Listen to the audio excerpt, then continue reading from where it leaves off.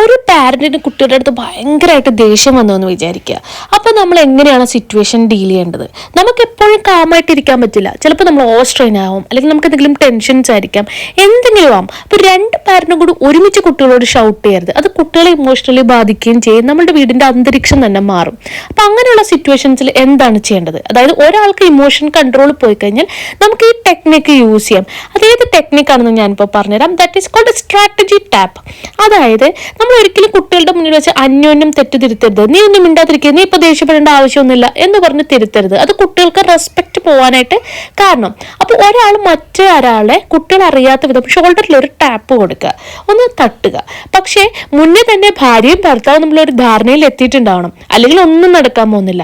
അതായത് ഇങ്ങനെ തട്ടുമ്പോൾ പരസ്പരം അപ്സെറ്റ് ആവരുത്. സെക്കൻഡ് പാരന്റ് അതുപോലെ തന്നെ കാമായിട്ട് ഇരിക്കാൻ ശ്രദ്ധിക്കണം. രണ്ടുപേരും കൂടി ഷൗട്ട് ചെയ്യരുത്. അതായത് നമ്മൾ കുട്ടികളുടെ ഭാവിക്കാണ് ഇമ്പോർട്ടൻ്റ്